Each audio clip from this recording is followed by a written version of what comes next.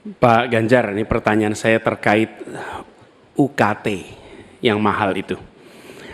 Kampus memang seharusnya merdeka dan memerdekakan. Dan kampus merdeka itu baik, tapi bukan berarti merdeka untuk menaikkan ongkos. Bukan berarti menggunakan segala cara untuk bisa mendapatkan dana dari mahasiswanya. Nah, belakangan kita mendengar fenomena ini. Bahkan ada yang kesulitan membayar UKT sampai harus malah dianjurkan untuk menyelesaikan lewat pinjol. Nah, bagaimana pendapat dan pandangan Pak Ganjar melihat problem pendidikan tinggi di Indonesia ini? Silakan Pak Ganjar. Ya, silakan waktunya 2 menit Pak Ganjar untuk menjawab. Terima kasih Pak Anies. Yang pertama, hentikan liberalisasi pendidikan. Hentikan hari ini. Berikanlah kepada para mahasiswa kita proporsi yang benar. Kenapa Ganjar Mahfud punya program satu keluarga miskin, satu sarjana, agar mereka tidak direpotkan pada persoalan ini. Dan Pak Anies tadi betul, ikhtiar para mahasiswa hari ini agar dia tetap bisa sekolah adalah ngutang.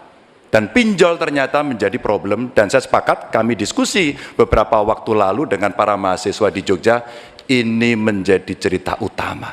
Pak Ganjar, apa kemudian yang bisa kita dapatkan ketika kemudian kita harus memacu diri agar nasib kami jauh lebih baik? Karena kami tidak bisa mendapatkan akses yang mudah di situ. Saya ingin mengangkat kembali sebenarnya. Dulu, era senior-senior saya, senior-senior kita saya kira, termasuk kakak saya sendiri, dia punya KMI kalau tidak salah waktu itu, Kredit Mahasiswa Indonesia.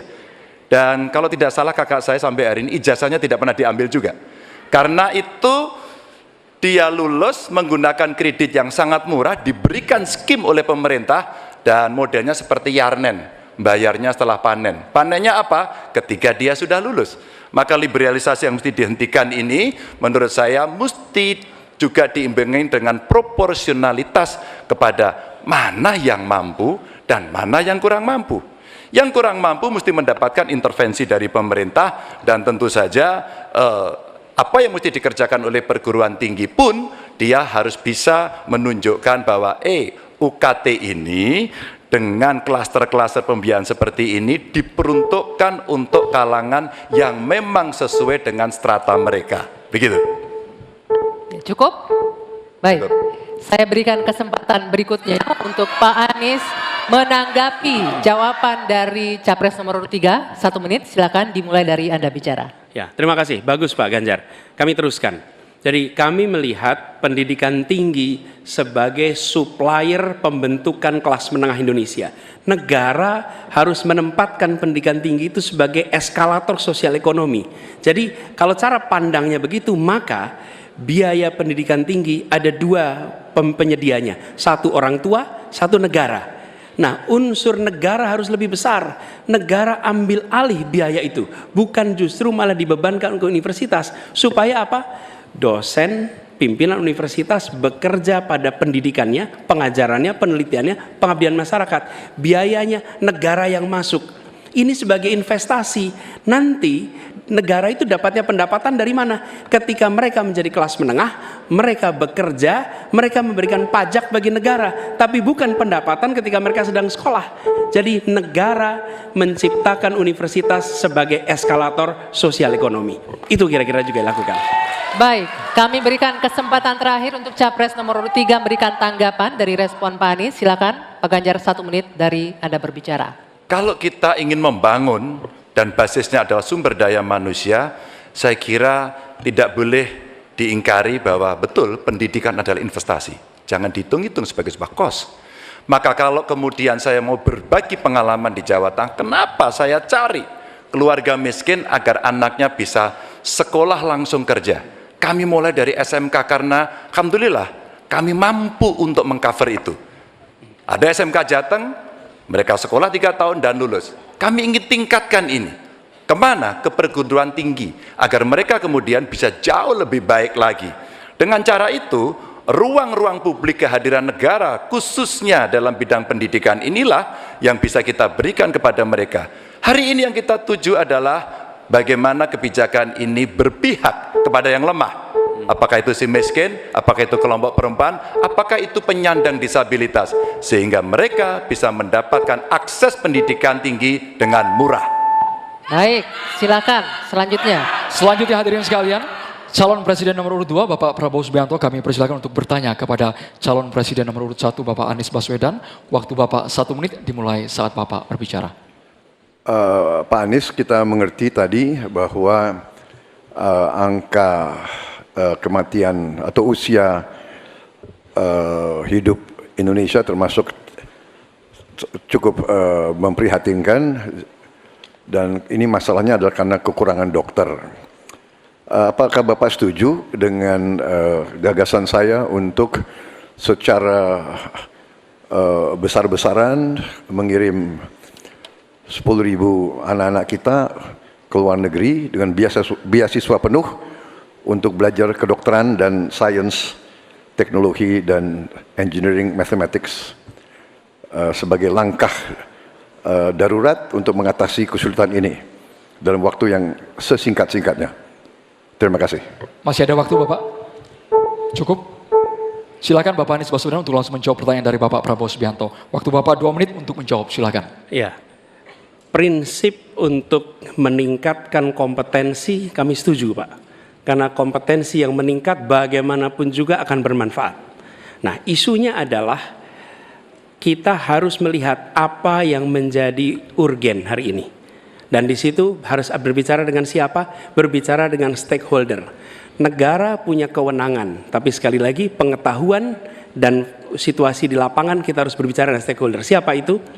Asosiasi profesi, kemudian Kementerian Kesehatan, dinas di daerah, kemudian para aktivis, para pengamat, para pakar. Kumpulkan datanya, lihat apa yang menjadi kebutuhan. Sehingga kita bukan meloncat langsung ini adalah yang dibutuhkan. Kenapa? Karena seringkali yang kita anggap sebagai kebutuhan belum tentu di lapangan itu menjadi kebutuhan. Tapi prinsip pengembangan kompetensinya setuju Pak. Dan bila memang diharuskan untuk belajar ke luar negeri, maka go ahead. Tapi bila dibalik, profesor yang dibawa ke sini, institusinya dibawa ke sini juga tidak masalah. Karena dengan begitu proses belajar itu akan terjadi. Jadi kami melihat pengembangan kompetensi itu baik. Jangan tapinya memastikan sesuai dengan data yang ada supaya apa yang kita investasikan bisa menjawab kebutuhan. Jadi ada unsur pentingnya, ada unsur urgensinya. Kita kerjakan mana? Yang dapat dua-duanya, yang urgen dan yang penting, supaya hasilnya bisa langsung kita manfaatkan untuk Indonesia. Begitu jawabannya kira-kira Bapak. Terima kasih. Masih ada waktu Bapak? Cukup? Ingin dimanfaatkan? Kami persilakan kepada Bapak Prabowo untuk langsung menanggapi jawaban dari Bapak Anies Baswedan. Waktu Bapak 1 menit. Baik, saya kira Pak Anies, saya kira masalahnya adalah datanya sudah cukup jelas bahwa kita kekurangan 140.000 dokter. Sebagai contoh, di Atambua ada satu rumah sakit yang seharusnya ada 16 dokter, dokternya hanya 1 orang. Jadi dia kewalahan, dia harus melayani 3 kabupaten. Jadi bagaimanapun pemerintah saya kira harus ambil tindakan-tindakan yang cukup darurat, dan untuk itu menurut kami ya, kita harus ambil langkah-langkah berani, mengirim sebanyak mungkin. Tapi saya setuju juga mengundang profesor-profesor untuk mengajar di kita. Jadi saya usulkan bahwa dari 92 fakultas kedokteran kita tingkatkan menjadi 300 fakultas kedokteran. Jadi saya kira usul Pak Anies baik juga mengundang profesor waktunya ke Indonesia. Bapak. Terima kasih. Terima kasih, waktunya habis. Kami persilakan Bapak Anies Baswedan untuk menanggapi jawaban dari Bapak Prabowo. Waktu Tentu. Bapak 1 menit. Baik, terima kasih. Jadi, tapi ini juga Pak Prabowo yang saya hormati, kita banyak memberikan perhatian pada aspek kuratifnya. Itu memang betul, harus dikerjakan. tapi jangan lupa aspek preventifnya. Dan ketika bicara aspek kuratif ada dua. Satu adalah soft infrastructure, tadi tenaga medisnya. Yang kedua hard infrastructure-nya. Apa itu? Misalnya nih, 15 dari 38 provinsi belum memiliki rumah sakit kelas A. Ini harus dibangun. Kemudian 171 kecamatan di 8 provinsi ini belum memiliki puskesmas. Jadi kita harus memikirkan dua-duanya, Pak. Soft infrastructure, manusianya, hard infrastructure, dan jangan lupa itu semua adalah efek dari pola hidup yang tidak, salah satunya efek pola hidup yang tidak sehat. Tidak sehat, karena itulah promotif preventif itu penting, sehingga kita tidak hanya mengobati tapi juga mencegah. Demikian. Baik, Ya. terima kasih Bapak. Baik, berakhir sudah sesi tanya jawab antar calon presiden. Kita masih akan lanjutkan lagi, tapi silakan beri tepuk tangan yang meriah dulu untuk sesi tanya jawab 3 calon presiden ini. Oke.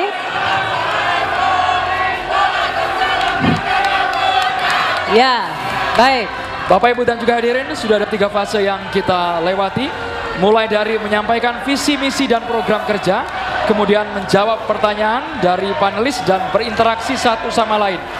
Masih ada 1 sesi lagi, kita akan mendengarkan bersama pernyataan penutup Ya, dari tapi masing-masing calon itu presiden. nanti. Bu Anggia, ya. Betul, tahan dulu, kami akan kembali di debat kelima calon presiden pemilu tahun 2024.